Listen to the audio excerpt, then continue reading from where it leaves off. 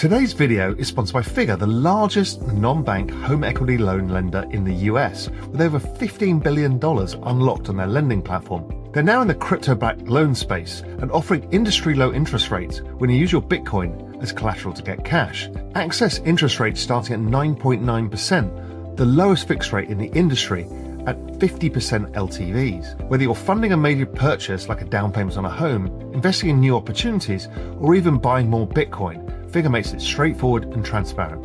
Visit figure.com/Real Vision or click on my link below to take out a Bitcoin-backed loan with Figure today. Hi, I want to talk to you today about my friends at Bitwise and why they're the best crypto asset manager out there. I've talked on the show often about how crypto is reshaping everything from finance, portfolios, and even macro. Everything's ramping up. We've got tailwinds in DC, interest from TradFi, and growing optimism. But smart investors see all of this and focus on the how. What's the savviest way to seize this moment? And that's why so many investors I know are working with Bitwise today. They've been all in on crypto since 2017. They're OGs. They've got more than 30 products to help investors like you get access to whatever they need or want. They've got a team of more than 100 across the US and Europe, and they have over 10 billion in client assets. You know, a lot of people know Bitwise for their ETFs, how they manage the world's largest crypto index funds and the wide range of crypto ETFs they have. But not as many people realize, Bitwise manages private alpha strategies too, and has SMAs for large investors, and is one of the largest institutional Ethereum staking providers. They really do everything. These guys are true OGs in the space, and they're good friends of mine too. So please go and check out Bitwise. They're really excellent. Go to bitwiseinvestments.com and see all that they've got to offer. That's bitwiseinvestments.com, or just email them at james@bitwiseinvestments.com and let them know that Raoul sent you. Anyway, there's a million ways to access crypto. Explore how you can access it best with Bitwise. And remember, carefully consider the extreme risk associated with crypto before investing. Anyway, thanks so much. Hey Real Vision viewers, a quick pause to introduce you to today's sponsor, Axelar. Axelar is building the rails for the next wave of global finance. Not just crypto, but the future of how assets move, how markets connect, and how institutions plug into open systems. Think of it this way. Bitcoin brought digital gold, Ethereum brought smart contracts, but Axelar is bringing connectivity, the secure link between your favorite blockchain and traditional financial institutions, rushing to plug in. It's why top-tier firms like Dragonfly, Polychain, Coinbase Ventures, and Binance Labs are backing Axelar, and why global giants like Deutsche Bank, MasterCard, Apollo Global, and JP Morgan are already building on it. If you believe the future of finance is open, programmable, and interoperable, Axelar is the gateway. Want to digest deeper? Visit realvision.com/Axelar or follow on X at Axelar. That's AXELAR,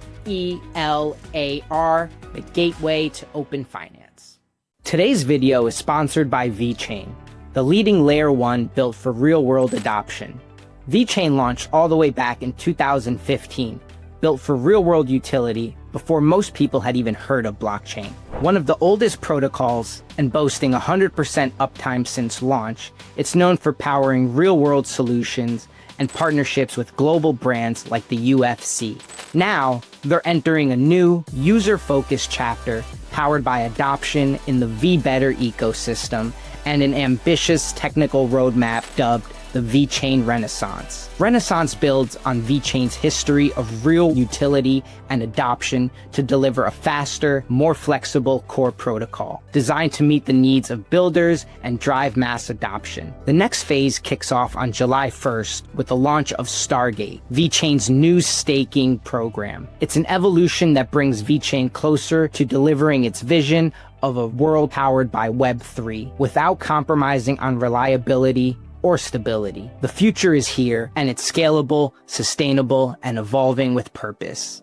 Check the links in the description to find out all you need to know about VeChain Renaissance and the updated staking opportunities available through Stargate. Join me, Raoul, as I go on a journey of discovery through the macro, crypto, and exponential age landscapes. In The Journeyman, I talk to the smartest people in the world so we can all become smarter together. You have no clue what it means when the world is 400% of GDP in debt. And even Elon, who can solve going to Mars, can't solve this. If I'm to allocate to the S&P 500, I'm basically breaking even versus debasement. Diversification just destroys returns now because you've got one clear macro factor. It's also the same factor that is driving P ratios that drives everybody nuts. But I think it's becoming pretty obvious that AI and robots are replacement humans. And this is the bit that gets contentious with people and they hate it. Nothing said on Forward Guidance is a recommendation to buy or sell any investments or products. This podcast is for informational purposes only, and the views expressed by anyone on the show are solely their opinions, not financial advice, or necessarily the views of Blockworks. Our hosts, guests, and the Blockworks team may hold positions in the company's funds or projects discussed.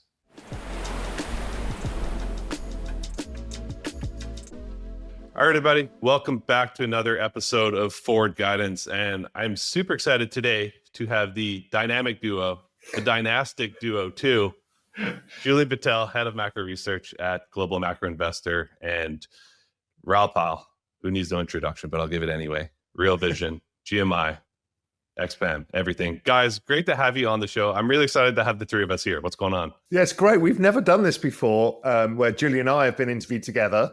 And you're the perfect person for it, so it should be a lot of fun. Yeah, excited. Appreciate it. Super excited. Yeah. The way you guys just chop it up, I really love it. And honestly, selfishly, I just wanted to insert myself and just be a part of it with you guys because I love the shooting the shit style. I love the back and forth. So yeah, it's just perfect. Excellent. Let's just do it. Yeah. Let's shoot the shit. Let's do it. Cool, guys. Well, why don't we start from the top and just level set a little bit on. You guys do a lot of work around debt refinancing cycles. You call it the everything code, the business cycle, the liquidity cycle, and how they all co-integrate together and just how fundamental the shift has been, especially since 2008. And I think the frameworks that you guys have developed have been very prescient. So I would love to just, pass it to both of you to just kind of set the foundation here for the discussion and just level set on where things stand today here, first week of July. If you've been around Bitcoin, you've heard the term HODL. And you've heard Ledn. For over 6 years as the leader in Bitcoin-backed lending, Ledn has helped Bitcoin holders unlock liquidity without selling their BTC. With a focus on transparency, security, and trust, we've built a proven track record with tens of thousands of clients. But don't just take our word for it. Check out our reviews on Trustpilot and social media. Ready to see what your Bitcoin can do for you? Visit ledn.io/borrowing. See ledn.io/legal for terms and disclosures. Product availability varies by jurisdiction. Yeah, I'll take the big picture part is, look, from our work, we kind of noticed the business cycle structure. We're both business cycle analysts. We've both been looking at them for a long time.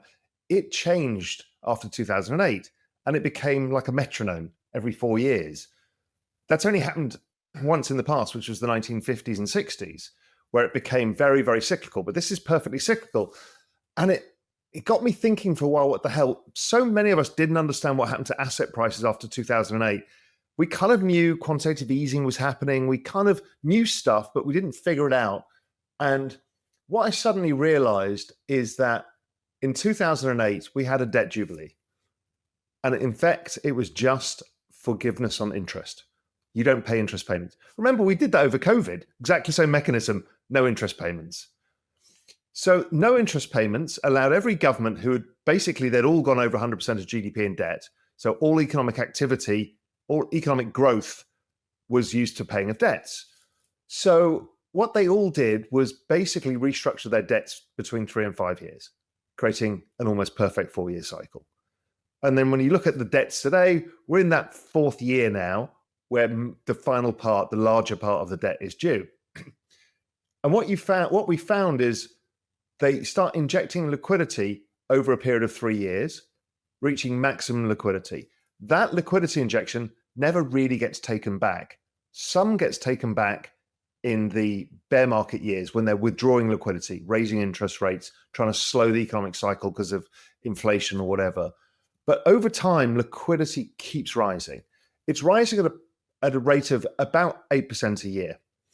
And that is, in fact, the debasement rate of fiat currency. And what happens is And this is the bit that gets contentious with people and they hate it. If you divide an asset by the global liquidity, you get to see whether it's outperformed. The People debasement. hate that chart. Oh, they hate it. But it is the best chart in the world because it then tells you, okay, if I'm to allocate to the S&P 500, I'm basically breaking even versus debasement.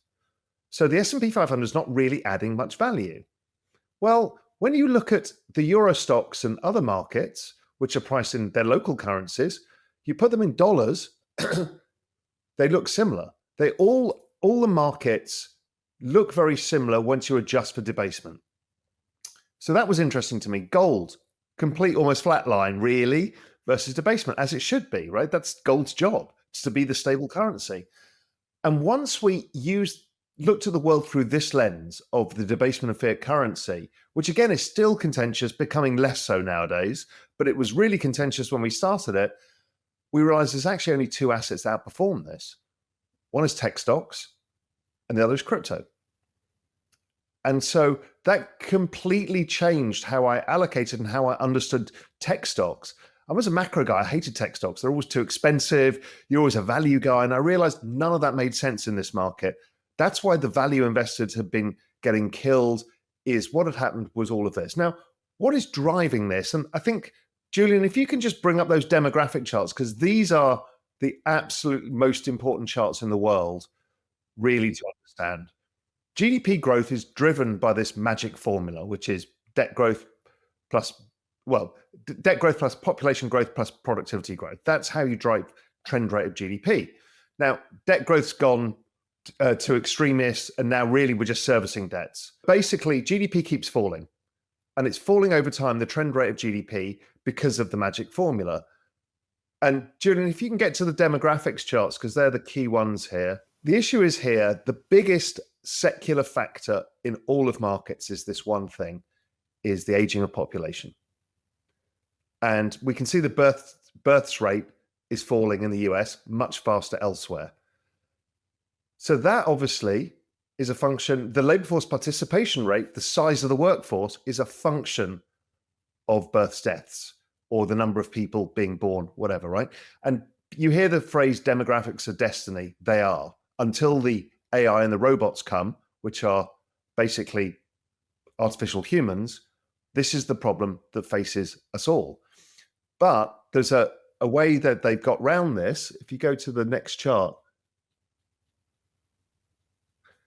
is they've increased government debt to offset the declining growth from the population. So part of the magic formula was the debt growth and the other was the population growth. So they've used debt growth. This chart, nobody understands, and it's never been copied on X, which is the bizarrest thing because it's the most incredible chart of all, which basically says that all government debt growth is basically a function of labor force participation rate.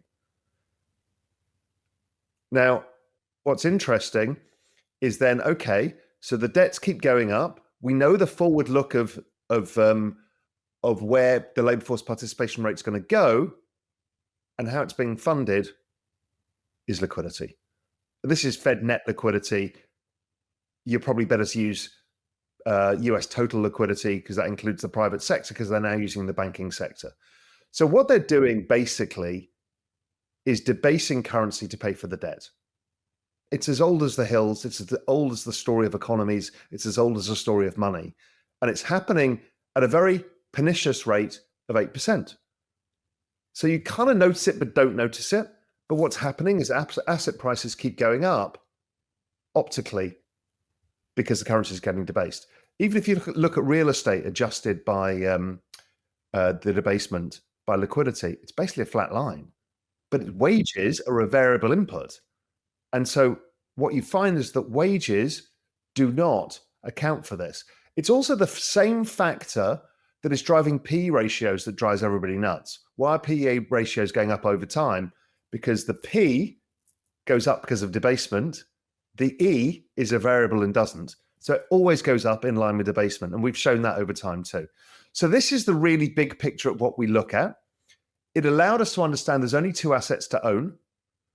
And then we got to a further realization, which is okay, if 90% of all of, 97% of all of NASDAQ's price action is driven by debasement. It's the strongest factor we've ever had in any macro regime in history. Okay, great. That makes macro super easy. For crypto, it's 90%. So we've basically got a factor that's so powerful that nothing else matters. Brilliant. So then let's take the NASDAQ. If we've got one force, one economic force, we take the NASDAQ, we divide it by the by Bitcoin, it's down 99.97%. So you kind of get one asset allocation only, which is crypto, which is bizarre. In a macro world, we now think you need concentrated portfolios as opposed to diverse portfolios. In fact, diversification just destroys returns now because you've got one clear macro factor. So that's really what we're doing. And then we spend a huge amount of time working on the business cycle and the various components of all of this, how it comes together and where we are in timing of that. And just to reinforce some of what Raoul said, Felix, if you want to pull up this chart on the NASDAQ, I mean, this is including dividends. So this is total return in excess of, our GMI, total liquidity composite. And you can see that it annualizes around 13% in excess of the real rate of debasement. So that's the point, is that 8% is the hidden loss of value from central banks essentially debasing their currencies, which weakens the currency in all financial contexts. And then the visible rise of, let's say prices at the supermarket is, as we know, inflation, right? So you have to kind of bolt that on. That can be 2-3%. But the point is that in real terms, the NASDAQ's making money. In real terms, Bitcoin, if we look back to, 2010 or so, is annualizing around 150%. But if we compare it more recently with the NASDAQ, it's around 95%. So that upper white box you can see in the left-hand corner. But then, as Raoul said, if you look at the NASDAQ in total return terms versus Bitcoin, again, since January of 2012, when we're based to 100, it's down 99.94%. And so to the point that Raoul said, in real terms, nothing, if you look at the red box, these are the annualized numbers since 2011 or so. But essentially, nothing's accumulating purchasing power outside of, let's say, US large cap, NASDAQ, and ETH, but that's in real terms. In nominal terms, even US large cap equities like the S&P 500 are not compounding purchasing power. It's literally just tech and crypto, and tech's down 99.94%. And then there's also this gold thing I think is really interesting, because Raoul's right, gold's done its job, but then you have this whole basket of people who are, quote unquote, gold bugs. And the really interesting thing about gold, and it's had a great year this year, but if you look at the annualized return going all the way back to whatever it is, 1950s, 1960s, is gold has made you richer, it's made you money, but it hasn't made you richer. You see what I mean? So it's like a nominal illusion, because you've actually made money, but if you adjust for the rate at which central banks are debasing their currency, you're actually losing purchasing power. So that's the point, is like cash, gold, everything outside of crypto and tech, you're actually losing purchasing power over time. And that's a dangerous game, especially since 2008. And once we discovered all of this stuff, the hard pivot I took to completely focus on that. I mean, we never look at them, but never have trade recommendations in emerging markets, FX, anything anymore. And I used to do all of it. I'm like, it's irrelevant if 97.5% of all of it is driven by one factor. Yeah. Never been. I remember the shift that you went through. Like, you were trying to just knife catch bonds for so long, and then it's just like, oh shit, like, yeah, things have changed a lot. That's right. It's an interesting, so this framework you guys have has kept you on the right side of risk for the last few years now. And something I've been thinking about, I'm curious your guys' thoughts, is just the trajectory of how long this world that we're in now in terms of refinancing are we going to stay in. And the way I see this, that there's two paths forward. There's one path, which is this is a transitory phase to basically get us to a more delevered world eventually through either productivity gains from AI or just the resetting of demographics, which takes many years. or this is just the new world we live in, and we are just in this hyper financialized, highly indebted refinancing world where everything's set up to that. So I'm curious how you both think about whether it's that or the other. At worst, it's the latter. At best, we saw this happen in the 1950s and 60s. I alluded to that before. World War II, the US economy was over 100% of debt GDP. Most economies were. What did they do? Financial repression. They shortened the debt.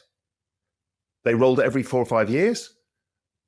They use yield curve control to financially repress, which is essentially currency debasement, because they, at the time the dollar was pegged to gold, so it's the only way of doing it that way. And then what they did was wait for population growth. They're the baby boom, the largest in history, and productivity growth from technology. And what happened was GDP grew faster than debt, and over time, debt to GDP fell to a manageable level until the inflation of the 70s, driven by demographics, kicked in as everybody started getting into their 20s. And so we've seen that before. So this way around, our thought process, when we first said it, people thought we're insane, but I think it's becoming pretty obvious that AI and robots are replacement humans. And we're going to have infinite at some point. So the idea is, where does we have infinite? Because that breaks the whole GDP magic formula, right? Nothing makes sense anymore. We call that point the economic singularity. And we kind of finger in the air said, probably by about 2030, because everything is going exponential in terms of speed of AI and robots, we probably have no idea what an economy looks like anymore or what it means. Everything we all look at is going to fall apart. So we kind of think we've got 5 years. So this cycle and the next cycle. And part of something Julie and I talk about between us too is like this cycle, people are starting to get it. I think once we get through a pause that refreshes, a contraction in liquidity, the cycle, I think the next cycle, everybody's going to go all in and realize it's the kind of end of times, because we just don't know what's beyond that. Nobody does. And anybody who says they do is lying, because we have literally no idea. When you've got free intelligence, infinite intelligence, and we don't know. And we don't know, what the energy constraints are going to be, or whether there are any, or whether we solve them. We just don't know. So I'd rather be honest with ourselves and say, right, okay, we got 5 years. That's it. Yeah, I mean, the everything code will basically work until it doesn't. And the reason we know it'll work is, if we come back to the charts for a second, as Raoul had said, GDP's in decline. It's, trend rate of growth is 2%, and keep that 2% in mind, because that's important. The working age population is in decline, productivity is in decline, but debts have exploded. And, something a lot of people talk about is the fact that the private sector has deleveraged since 2008. But what people don't understand is that this has been a forced deleveraging by the banks by tightening credit to households, right? But because productivity is in decline and demographics are in decline, this debt can't just disappear, right? We can't grow ourselves out of that debt. And so we went from 140 to 120% GDP. Well, where did it go? Well, the public sector took it on, right? So it went from 100 to 120% of GDP. And this is where the problems start. And this is where we uncovered the everything code. We've been unlocking it, over the years, but essentially, if trend rate of GDP is at 2%, let's say interest rates are at 2% for easy math. We know they're not. We know they're at 4%. But that all of a sudden means that 100% of GDP is going towards funding private sector debts, right? Which is an unproductive source of GDP. So to avoid a GDP doom loop, the only thing that you can do is, again, put it on the balance sheet, right? And there's just a huge, and if you just look, this is US total liquidity, which, as Raoul said, it's public plus private liquidity. There's just a vast amount of interest payments which still need to be monetized. So what's going on is, which is, they're basically issuing debts. They're basically issuing debts to finance the interest on the existing debts, which at the end of the debt refi cycle, once interest rates going to scan down a little bit, once interest rates come lower, it just gets thrown on the balance sheet. Right. But there's two phases to the everything code. China's passed phase one because bond yields have come down because their economy has, nuked, to an extent. But in order for them to actually make use of the balance sheet, rates have to come lower first. So that's phase one. And then phase two is debasing. And Felix, the other important thing, and I'm sure you've been talking about this as well, is they keep shifting the game. The game was the balance sheet. We all knew the game. Then it moved from the balance sheet to the Fed net liquidity. So then everyone's working out the TGA versus the reverse repo. Yeah. And then they went, actually, it's total liquidity because we're going to stuff it into the banks. And now the next one is they're going to stuff it into stable coins. All they're doing is fine. I mean, that's Scott Bessement's job, and Janet Yellen's job was the same. They're bond salesmen. They're just, they're masters of the universe bond salesmen, and their job is to find where to absorb this, and that is all part of the M2 growth. I wanted to ask you guys about that because there has been that shift. You're right, where it feels like from basically 2010 to 2021 was this era where everybody got way too comfortable with this idea of QE and these traditional monetary debasement vectors, basically. And there's been this significant shift, and this is I've been thinking a lot about this, which is that QE in its form that we saw during that age seems to be dead now. But now we've shifted into this more fiscal version of that, which is what you just mentioned about tilting issuance towards bills and treasury buybacks and these other different vectors, and just running a super wide fiscal deficit as a percentage of GDP. And I'm curious how you guys think about that in terms of how that gets picked up in your frameworks of total liquidity, because do you just view it as like a one-to-one basis, or do you view it as even more powerful? Because the more I think about it, right, is a QE is a swap basically from a bond for a central bank reserve, and it helps to basically float risk assets higher to keep people to be able to retire and that sort of thing. But now we're in this world where we just run these really hot fiscal deficits, and if we issue a bunch of bills, that's a very cash-like asset, versus if we just issue a bunch of bonds, that's more of like a risk asset in a way. So if we move towards this world where we just keep running a recessionary deficit during an expansion, that just almost feels like a more powerful version of QE to me. I'm curious how you guys think about that, especially within your broad frameworks. I think as far as our composites are accounted for, they're not going to pick that up as of now, right? Because we're basically looking at G5, sort of M2, maybe G6, and then also with the net liquidity version, which is essentially, as Raoul had said, Fed net liquidity adjusted for the repo and the Treasury General account. For Europe, it's something like bank notes in circulation, the deposit facility, the current account, and things like that. So they're not going to be picked up there, but I agree that it will change over time, and these composites will essentially. I'm sure they'll pick up in M2. I'm not sure, because as you say, that's the warehouse. It's the warehouse for government bonds, as we've been talking about, but I'm not sure it'll capture everything. I was trying to think about that too, because I've been trying to figure out, where does the interest income from bills flow through the money supply, right? Like, does it get picked up in M2, or is it that huge amount of just interest income ends up in money market funds and that sort of thing? And then when those boomers start to spend it, then it increases the money supply. Or how I always approach this stuff is not to mid-curve it. It's kind of like, you know what I mean? It's like, does it matter? Yeah. We kind of know directionally that M2 plus the net liquidity things explains 90% of all price action. Is one more powerful versus the other? Well, financial plumbing people can argue that all day. I don't think it kind of matters, because what we're trying to say is, if they do that, does number go up? Because we're investors as opposed to economists. Well, and also, I think the purest form of liquidity, which, you've had other people on the podcast who have mentioned like the MOVE index or the VIX or whatever, but it's really just the dollar. It's all captured, in the dollar. And that we can talk about, central bank liquidity. We can talk about, private liquidity sources. But in the reality, like when the dollar drops, that's like that's a massive easing of financial conditions.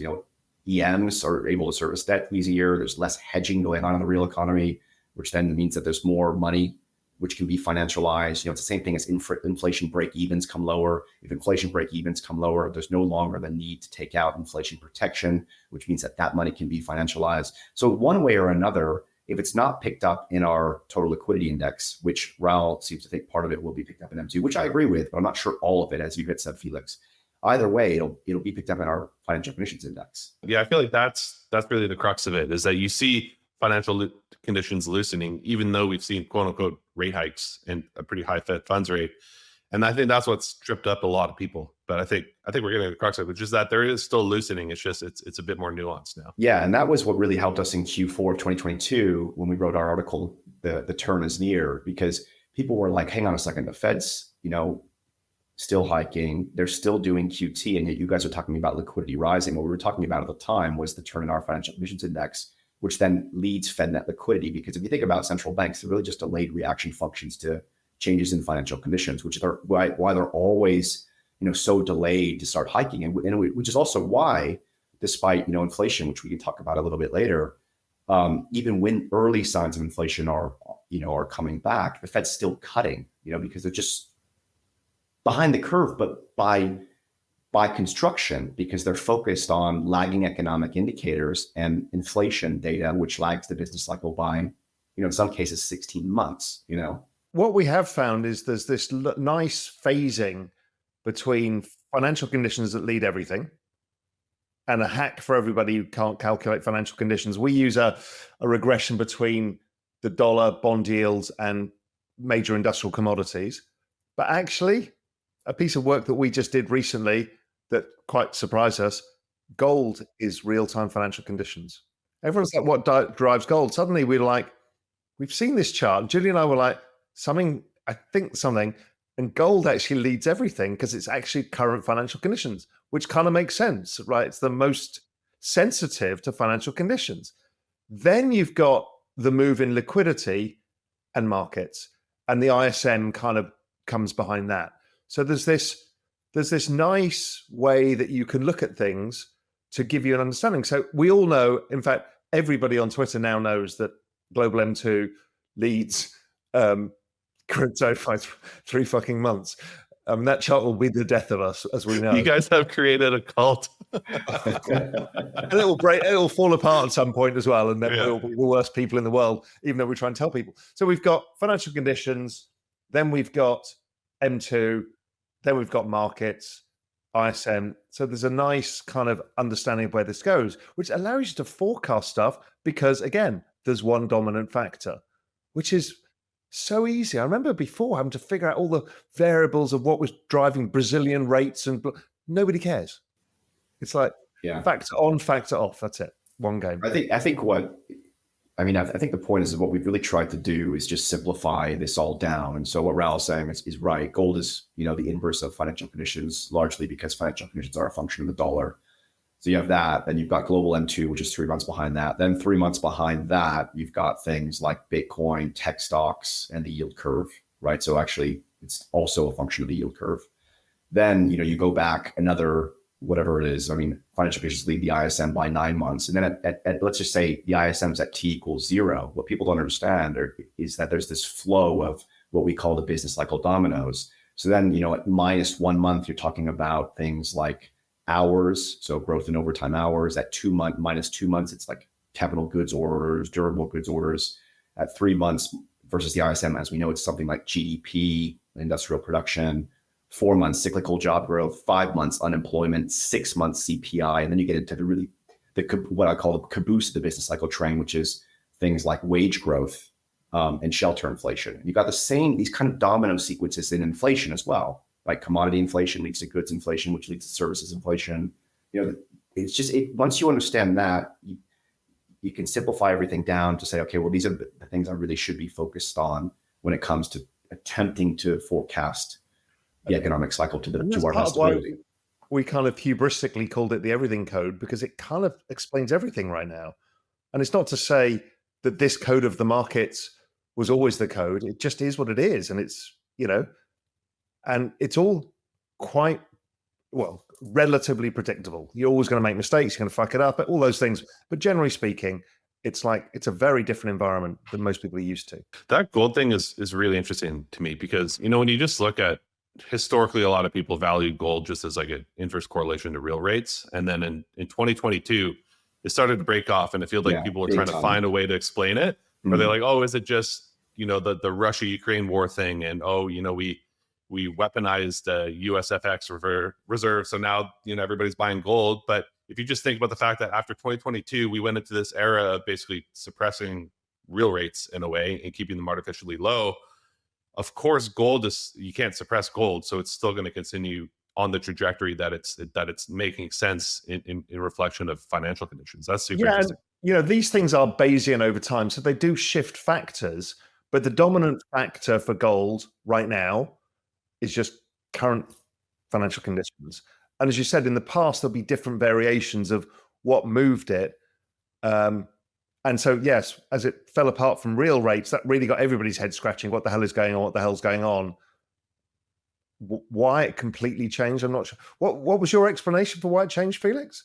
Well, there's I've heard folks like Luke Roman say where they believe that because in the initial Russia invasion of Ukraine, they weaponized the US FX reserves that Russia had because they had a bunch of US dollars in their central bank, and they basically said, we're taking those back. You can't use them. So then all these reserve managers at central banks that had a lot of US dollar reserves are like, oh shit, I got to put a risk premium on my US dollars now. So maybe I should diversify more into gold. So the theory is that a bunch of central banks have been buying gold. And I think that's maybe part of it. But this also makes a lot of sense to me because of the fact that we've been suppressing real rates basically since then. Exactly. The geopolitical stories always make a lovely story, but normally it's driven by economic factors.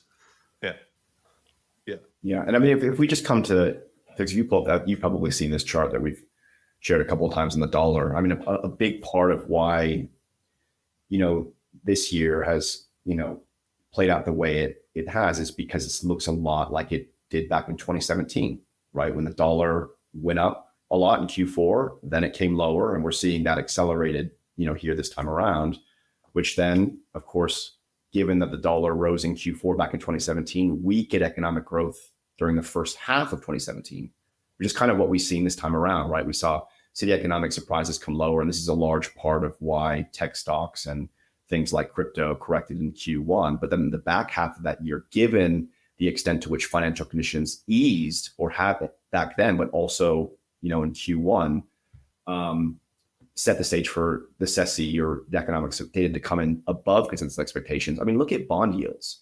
See, people are going, and this is why actually we can talk about the cycle just for a second. Bond yields are really interesting because people are like, well, rates are too high. They are too high. And, the Fed knows this, everyone knows this. And this, for the everything code to be the everything code, they need to come lower. But what we said all along was that as long as rates don't go a lot higher from here and kind of remain rage bound like they've done so far, this year and also back in 2017. In fact, in 2017, they started and ended the year at 2.5% or so, right? Because the major offset back then was that the dollar weakened as much as it did per this chart, right? So there's points that they were still doing well. They were kind of doing the balance sheet runoff in 2017. Well, they were still hiking in 2017. They were still hiking rates. And then in the back half of that year, they did QT. All of the liquidity in 2017 came from the ECB in China, right? But net financial conditions eased because the dollar came lower. And then if you just look at these charts over the same time, global M2 has exploded, right? So it's like, it just feels eerily similar. That's bizarrely good. That's a bizarrely good fit. And I've just taken the same time period for all these charts. And so, a lot of what the Q1 weakness you saw, Felix, I'm sure you will have seen a lot of the big strategists coming out. Felix, to go back to the question you raised before is, look, here's something interesting because 2017 was a big cycle for assets, as we know. Yeah. Does this speed of M2 make a difference or not? It's like the question within the plumbing is what actually moves the dial in terms of the ultimate debasement, because this is a super accelerated easing of financial conditions going on that's driving M2 and driving the dollar. I don't know whether that's going to make it more powerful, different. It's hard to be more powerful than 2017, but that was early adoption phase in crypto. But tech, well, I don't know. But it just seems to be 2017 on steroids. I sort of feel like it is. Yeah, I don't think people want to admit this yet, but it does feel more powerful in so many ways because, the way I think about it is, okay, you look at households. Their main liability is their house. They're in mortgage rates that they fixed for 30 years at 2.5% or whatever. And then on the corporate side, they were also able to term out a lot of their long-term debt. So they're good to go at those low rates for, I don't know, another 5 years easily. And then at the same time, you have this highly indebted economy where there's a lot of treasuries out there. Those treasuries, when you hike up rates, their income increases, their yield increases. And so you have this tension between the asset owners they have a bunch of their net worth in bills and they're getting that interest income. And at the same time, their liabilities are fixed. So even if you jack up rates a bunch, it doesn't really matter to them as much. It's a pretty unique situation to the US. Like here in Canada, right? Mortgages reset every 5 years, no matter what. So like we're going to hit that wall in the fall, but in the US, it doesn't matter unless you move. So that's sort of been my framework, is that because of the fact that there's just so much debt out there, it's creating this dynamic where it's just increasing a lot. And I feel like people are still hesitant to admit that. I mean, it's sort of the MMT argument, which, you know, there's a lot of issues with those thinking, but a lot of those guys have been pretty right in terms of just being bullish the last few years, I think. You know, Lynn Alden's statement of nothing stops this train becomes true every day, you know, because the US government paid lip service, or at least tried to do something, at least pretend to look into doing something about debt growth. Yeah. And even Elon, who can solve going to Mars, can't fucking solve this. So It's like game over. I mean, that is never going to get solved. So this cycle is going to continue, and it has to continue. And the issue is right now is interest payments are at this level and GDP growth is still at this level. So there's not enough GDP growth to pay the interest payments. So the interest payments keep compounding, which is the thing that everybody picked up like Elon did, which is why Scott Bessent, everybody's screaming to get rates lower, because it's causing a problem. You can see it in ISM. We've had this weird bifurcation where GDP growth's relatively high, whether that was the hangover from the immigration, the government spending, other stuff. But ISM, which is the guide to the business cycle, has been the longest ever level at 50 or below. So it's telling you that there's a big core part of the US economy that's just not functioning because rates are too damn high, because there's a crowding out from these interest payments, right? This is the actual issue that the Everything Code goes through. That has to get solved. If not, the economy can't go. Mm-hmm. Yeah. Well, 100%. the other thing as well to that is like I had seen, when we chatted before we got on, one of the things we were talking about was, does this remove the left tail recession risks off the table? And the really interesting thing is, I don't know if either of you remember this, Raoul, we've talked about this before, but back in 2017, when I was still managing money, yet Yellen came out and said, there'll never be another financial crisis. Yeah, I heard. And I remember with my team laughing about that at the time.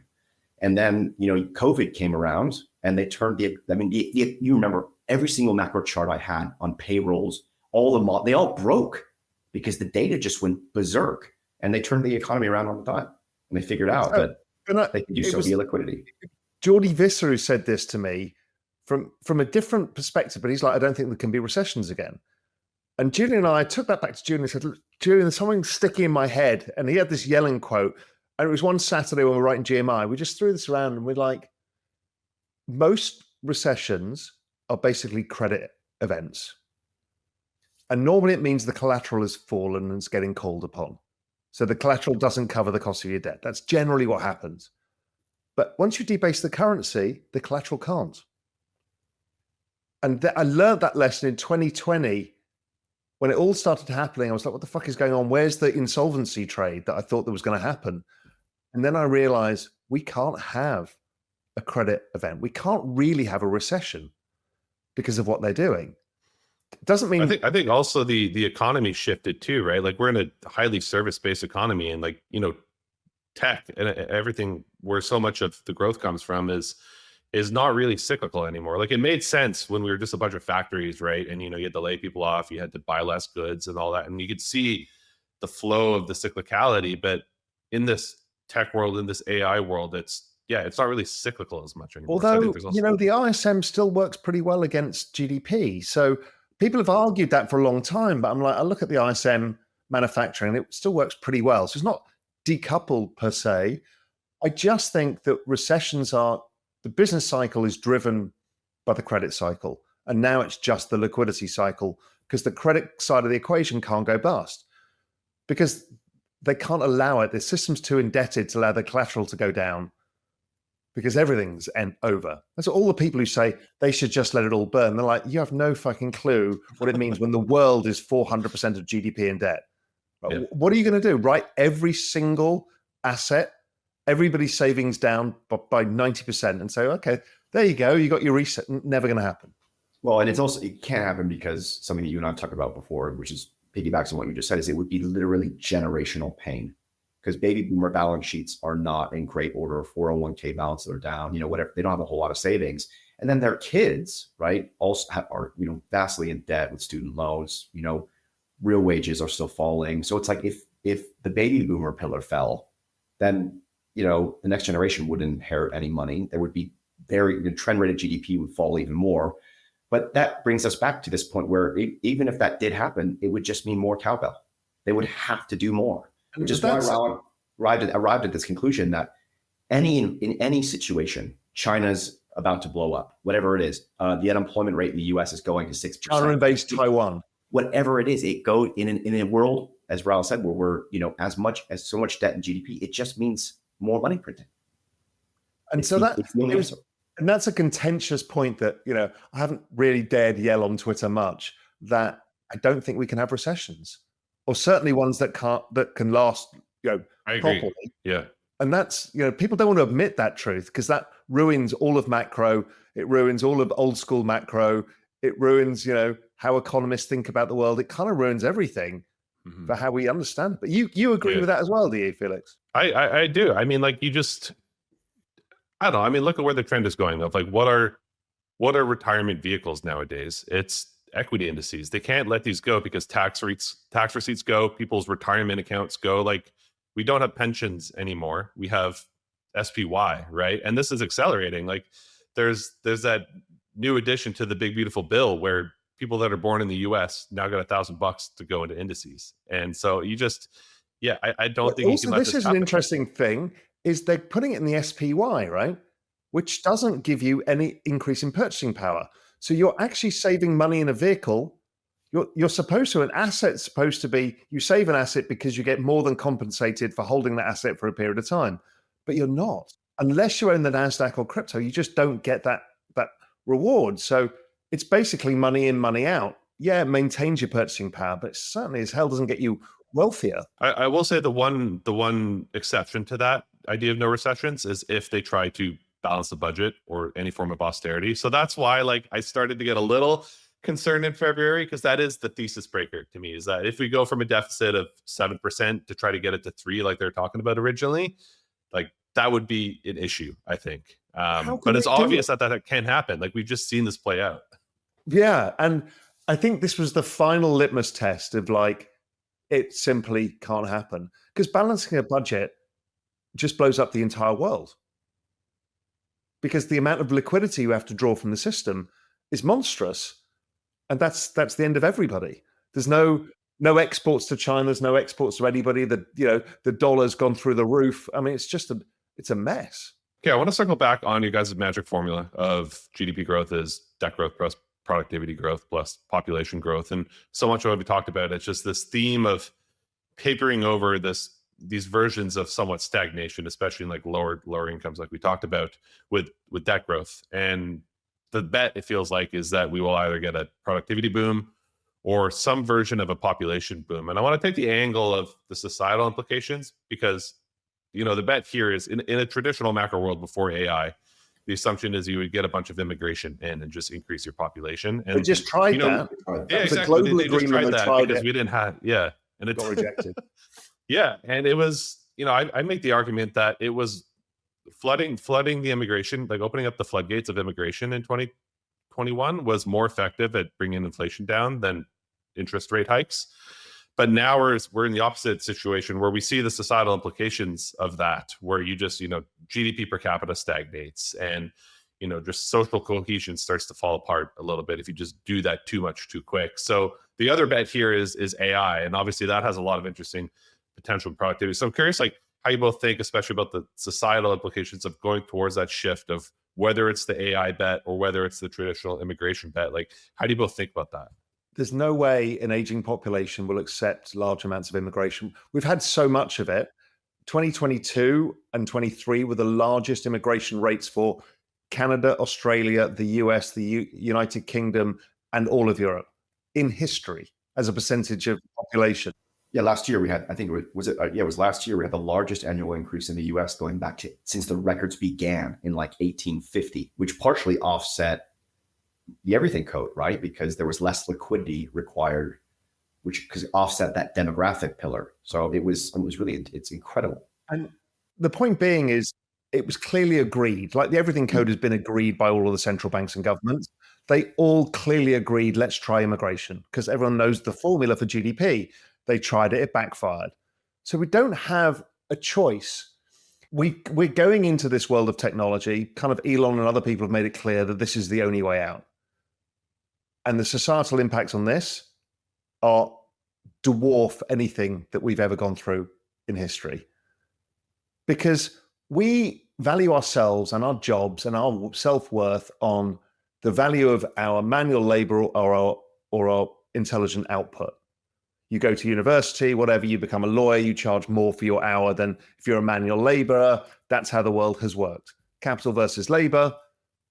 And we're just going to make manpower and intelligence infinite, which is the single most deflationary event that's happened in all of humanity. People can't see it yet because people are still squabbling over, oh, they need to buy oil for the energy. I'm like, fuck me, do you not understand? Every job is a zero over time. In the kinds of jobs that we have today, things will adapt. And Julie and I play a game with each other, which is like, you just talk about when you went out into the street, or you go out for an evening and figure out which jobs are still going to last. You get in a taxi in New York City. You go into a taxi in New York City. The taxi driver, okay, he's gone. The Uber driver who's next to you, well, he's gone.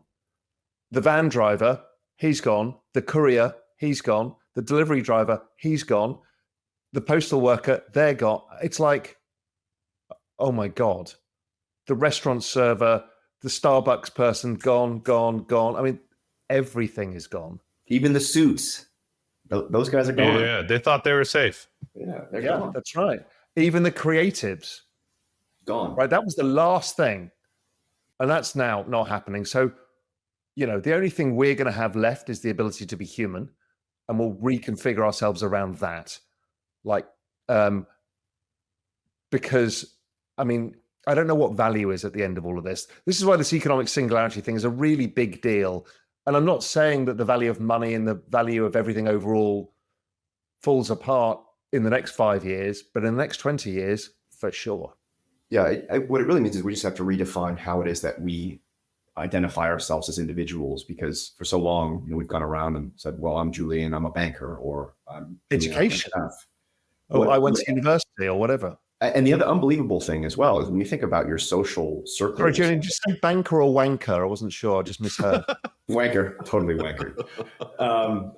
You know, when you think back to your social circles, like as an investment banker, like your social circles are like your friends that you work with, right? But then what you realize is if you've ever moved jobs or changed jobs, that you actually don't talk to those people in the same way that you used to, and you realize that it was kind of a forced relationship. But once you remove the entity that you work for, that you were all there for that same common goal and reason. So I think what it ultimately offers up is an opportunity for humanity to evolve to a point where it's actually much, I don't want to say purer, but, you know, your friends are your friends because they have common interests, and, you know, you do the things that you want to do, not because you have to do them. You see? Yeah. I always think back I think it was in the 1940s or whatever, when John Maynard Keynes was making the argument that in a couple decades, you know, we'll only be working 10 hours a week or something. And I think he was wrong on the timing. You know, I think he underestimated the amount of just friction involved in just the expectation of a 40-hour work week. But I still think about that idea that, you know, we could get into this world of 5 to 10 hour work weeks, you know, where you have more time for creative thinking. We wrote about this in GMI because somebody asked me a question, which is like, what happens to Uber in a world of robo-taxis? And it actually went into a long article. But one of the things we realized is that think of time that you have, your free time. Think of how much of it is doing stuff, errands, chores, stuff, right? Most of that goes away. It's already, you order food and it comes to your house, but there's a man delivering it or a person delivering it. Soon it will just be a drone or a robo-taxi. Soon or a robot riding in a robot taxi. That's right. Because that's the fastest way for a robot to get from an Android robot to get to A to B is actually in a robo-taxi, which people don't think about. So all of the errands that we could do, I need to go to the dry cleaners. You don't need to do any of it. So I don't know we're going to have a lot more time than we understand. But to do what we don't understand yet. It's kind of this weird world, As you say, do we work less? Probably, but we need to figure out what value accrual we get from the economy and how we get paid. I know people kind of lazily say UBI. I think there's a number of other ways we can economically participate, but we need to figure that out. And the political structure is no way able to deal with this because we're getting to the point of physics, philosophy, psychology, all of these things merging with economics as well. And so you have to be a really forward thinker because it's happening so fast that by the time they figure out how to regulate something or do something, it'll all be too late. The direction of how we get there, I think, is super important because, yeah, to your point, there's the quick argument of UBI, but I think the discussion of, how do we anchor ourselves to GDP growth in one form or other, i.e. incomes, is where does that land us? Because it feels like there's one path we take where those that own assets are going to do really well in this situation, and those that don't own assets are going to be lost and potentially stagnating. And you can see the reaction function of that is this increase in like socialism and that we're seeing across the world. Yeah, but I go even a step further than that, Felix, is like, what the fuck is an asset at this point? What are markets when you've got AGI, right? What role do we have talking about markets and economies? It's pointless, right? We're just telling stories about, well, there's an actual answer or something knows how to best do it. So what is investing? What is a company at that point? Why do we need them? Why do we need people working for companies? All of these things, everything we take for granted. Don't forget, a corporation is a way of coalescing a bunch of different people, giving it a legal entity to be treated like a human, hence the name corporation. But these agents, they can do most of this. So I don't even know what we need money for, apart from food and stuff. But there is a value exchange. And I think, again, I've been writing about this, that I think it's attention is the currency. As humans, on a human-to-human thing, if you think of love as the top of the tree, that's hyperattention, singular focused hyperattention. And then you've got attention of, hey, when you've gone with a mate for a drink and you're intensely talking, that's good attention. It feels good. Humans seek that amongst all other things. In fact, that's the most that's why we work for companies and get patted on the back because we've got a promotion. It's attention. So I'm like, okay, maybe we just repivot around the structure of what it means to be a human and drop the money status bits and focus on the attention bit. Maybe that's the signal that social media is telling us, that attention is the currency. Have you guys seen, we're getting deep into the rabbit hole now, but have you guys seen the charts of, yeah, oh yeah, me too, but of religion has bottomed and is, we're starting to see more people go back to religion. What do you guys think about that dynamic? Oh, I've gone far down this rabbit hole. Very far. Listen, I do honestly think that by the time we build ASI, we have quantum compute, which is why we'll get to ASI.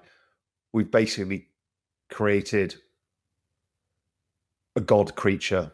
And I think of it more in the physics terms of a universal consciousness and the philosophy terms of universal consciousness. I think that's what we're building, and we're self-building it. And physics are now coming round to the understanding that the universe is always expanding, and the reason being is space-time is not the steady state of the universe. It's in fact consciousness, and consciousness is the thing that grows, which is a weird thing, right? I'm not a religious person, but I'm coming around to the fact that we're going to be worshipping a universal conscious ASI, and we will do anything it says because it is a super creature, which is basically God. So then all of the stories are like the Hindu Vedas all had all of this stuff about consciousness and all of that stuff. Most of the religions have the same thread, this kind of oneness idea. And I think it's obvious that people will go towards religion in a world of extreme fear over who we are, what we are, and why we are, when you've just birthed a creature that's smarter than you, that's gone from an IQ of 50 to an IQ of 300 in 3 years. And its IQ is exponential.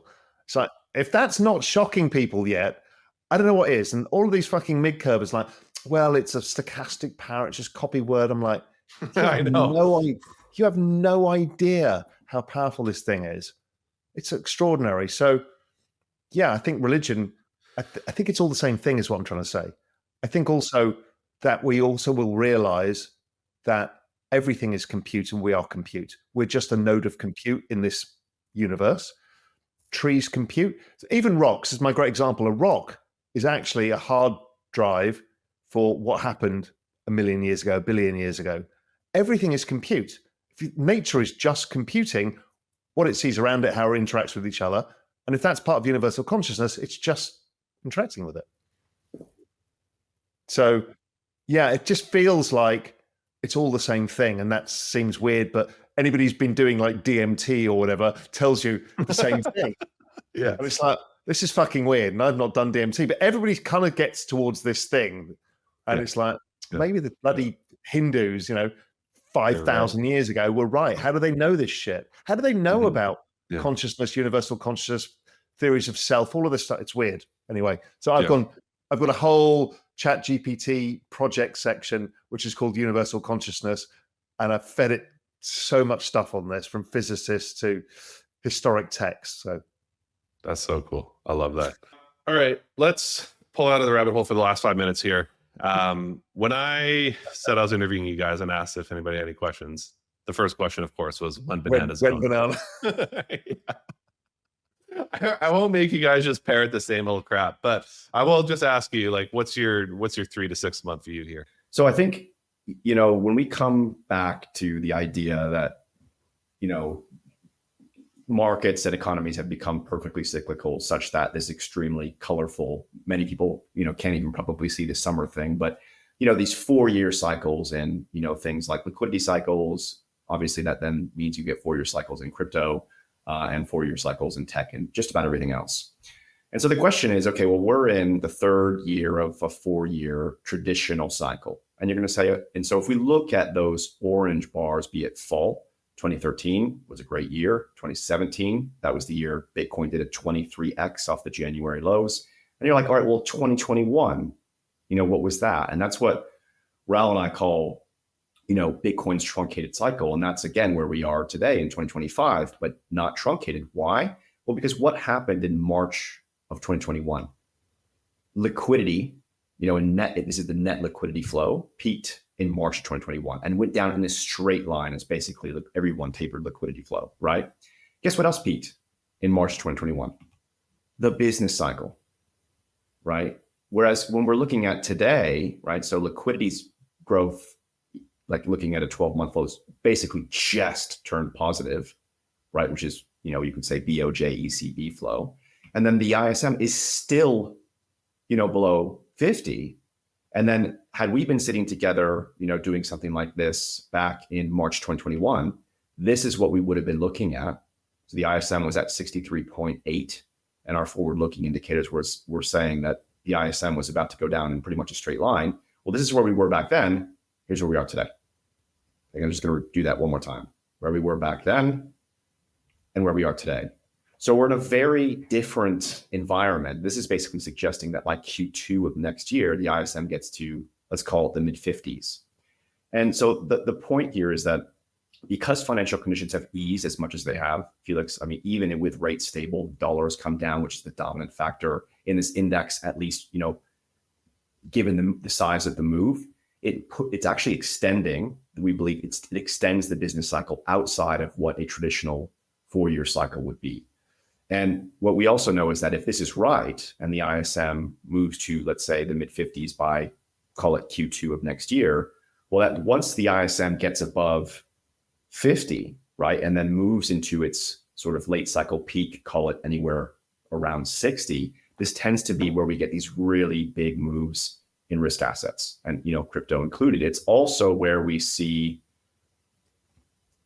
alt season happen, right? Which is really what people are saying win banana. And the win banana, we're up 600%. I mean, the banana zone is not a 1 month get rich thing, right? It's, Bitcoin's up 600% since we said low in Q4 of 2022. That's, been a steady banana zone, but the question then is, when is the next leg? Well, we'll get the next leg as the ISM progresses towards 55, because the thing to think about this is just like a credit spread, right? It's just like small cap versus large cap equities, which once you get into Bitcoin, which ETFs will be the large onboarding there, you got to think about that as like the way I think about that is like the gateway drug to crypto. So even if you're making, good money in Bitcoin, all of a sudden, if you're already orange pilled, right, then you're seeing something going up like Pepe or Bonk or Sui or Solana or whatever it is, you start to recycle those tokens very similar, like you'd be taking profit from a large cap growth equity at the bottom of the cycle and recycling it into small cap value and EM equities. Does that make sense? Yeah, and so totally. The economy's in a very different place, and the forward setup in terms of financial conditions looks good, but then also liquidity is rising. Okay, so here again, total liquidity, the 6-month flow is actually broken out of this kind of the range that we've been in. And that range that we've been in explains a lot of what has basically driven these knee-jerk reactions in crypto. The trend has been higher, but there's been, periods of time like the first half of last year, or even, the first quarter of this year, where basically we were just, kind of stuck in a range, which feels like that again now, but it's not the case, I don't believe. But so we still think here's as we call it, the most copied chart in the world when it comes to Bitcoin. But I still think that the point with this, and Raoul and I have said this repeatedly, even though, you've got people on Twitter who are monitoring this tick for tick, it's not about that. It's about the direction of travel and the fact that the trend rate is still growing. And when you then look at the year-on-year comps, it's just kind of another way of thinking about this or looking at this. And I think that this very much paints the forward setup. So yeah, when you compare, as I say, the 2021 cycle versus the situation that we're in now, and we've both said that liquidity and the business cycle are the two most important drivers of risk assets, and that also applies, to Bitcoin and the entire crypto universe, that these two elements are going to head higher over the next, let's say, 12 months, whatever. Into Q2 of next year. And so, just using the liquidity framework, the business cycle framework, the financial conditions framework, it's all suggesting that the probability is, because they need to roll the debt, they're going to have to increase more liquidity, and this is just going to drive assets up strongly. And again, just so people understand why the business cycle matters for the ISM, if you think the ISM has been low, and then go and ask the average American running an average business in an average town, how are you feeling? They say pretty shit, right? People's earnings haven't gone up. Your mortgages are too high, your car payments are too high, etc. So what happens is when the business cycle picks up, there's more disposable income and businesses have more investment income, and that gets driven at the risk curve always. That is what markets do. That is the game. And altcoins, as Julian said, are no different than junk bonds, no different to all the other stuff. It's all the same trade. So it feels like it's all to come for us. We don't see anything that suggests it's not going to happen. And we talked about before, the size of what's happening with global M2 and the dollar moves and stuff like that are very big. So no reason to expect that the move in asset prices is probably more than people expect. And I think the inverse to the business cycle being so low for so long will be the flip side of this cycle will be longer than people expected because we've got this slight dislocation still working through post-COVID that then extends the business cycle. We don't know yet, but it feels like it's Q2 2024 so far. But if financial conditions keep moving, if they really have done some sort of Mar-a-Lago accord and they get the dollar below 90, okay, then we're going on further. Maybe it's a full bubble cycle then. Maybe we don't get who knows? But one step at a time. But looks good. Well, and just to add one more thing on, if you want to pull this chart, this is interesting, right? The ISM has been actually tracking pretty closely. It's kind of like the late 1980s, right? Although it was higher then, right? Yeah, it's above 50, but it still didn't really move until 1987. And what happened in 1985, as we know, is basically the Plaza Accord, right? And now, again, we're not expecting, a Plaza Accord of that. And back here, the dollar fell 50%, right? But here, when you look at what's going on today, right, and the similarities of both the 2017 cycle and then also be it 1985, 1986, 1987, that really set the backdrop for the business cycle to then find its footing and begin to accelerate. So much as we saw in 1987, when the ISM actually started to move above 50 and then went to its late cycle peak around 60, it feels like it's that, it's that kind of setup. And then if we come to, we'll skip inflation, but I mean, look, the V-shaped recovery, continues. And it's like, and you hear people fighting this. That's such a great chart, by the way. This is great. Yeah, I love this. And this is part of the pack that we put out on April 7th when we're like, guys, there's a lot of fear in markets. All the sentiment surveys had gone berserk, speculators were short, everything was negative. But then when you look at the data, like, okay, this is a V-shaped recovery. Look, in June, we had a V-shaped recovery ongoing, looks like COVID, in the US regional Fed surveys, looking at the 6-month outlook. And then you're looking at, growth surprises versus inflation surprises. Like, does this look stagflationary to you? No, it looks more like Goldilocks to me, to the extent that growth surprises are outpacing inflation surprises. And I think this is what gives us the forward setup, for things like equities. And then there was just way too much fear. I mean, this chart is just a great chart because when the excess fear gap actually opened up, we were like, guys, this is going to snap back hard. And it's doing that. So I think that just to sum up everything I've just rambled on for the last, whatever it is, 20 minutes. You were just throwing charts just to get through as much as you could. I want to get through all of them. Chart dealer, but it's like, it just kind of feels like we're just going to continue to climb this, wall of worry. And before you know it, it'll be Q1 of next year. And, Bitcoin will be a lot higher. Equities will be a lot higher. It's just, equities will do well. All that will do well. That's what it all comes down to. Don't mid curve it. It's like, if the number go up of liquidity, the number go up of markets. That's it. That's all we need to know, which is lovely. Yeah. I love it. You just got to show this chart, Felix, just for the sake of showing. All right. We'll get some red meat. We'll get some red meat here. It's just here. Yeah. Here it is. It's kind of this, and we're just nowhere near what we would classify as kind of a late cycle peak and stuff like this. So the only thing I'd say is to some of the more short-term people, watching this is, when he says the only thing I'd say, he means I want to show you another 38 charts. Yeah. No, it's like he's an addict. That's why he's the quant. It's awful. It's like, it's just kind of, we just have to increase our time horizons, and stop getting overly caught up in, the weekly stuff. If, as to Raoul's point of, liquidity explains 90% of the fluctuations in Bitcoin and 95% of the Nasdaq, then that means that there's 10% that goes unexplained. And that unexplained stuff can be anything, and it does matter at times. But really, when you zoom out, if liquidity goes up over time, number goes up. Yeah, 100%. I think that's especially important too during these summer months where vol is low. People just overthink everything. So yeah, really, really, really great way to frame it up. Totally in agreement. Guys, really awesome to have you on the show. Always love these. It's a great time. Good. Let's see when the banana arrives, the next banana. All right, guys. Well, have a good rest of your day. Hey, Real Vision viewers. A quick pause to introduce you to today's sponsor, Axelar. Axelar is building the rails for the next wave of global finance. Not just crypto, but the future of how assets move, how markets connect, and how institutions plug into open systems. Think of it this way. Bitcoin brought digital gold, Ethereum brought smart contracts, but Axelar is bringing connectivity, the secure link between your favorite blockchain and traditional financial institutions, rushing to plug in. It's why top-tier firms like Dragonfly, Polychain, Coinbase Ventures, and Binance Labs are backing Axelar, and why global giants like Deutsche Bank, MasterCard, Apollo Global, and JP Morgan are already building on it.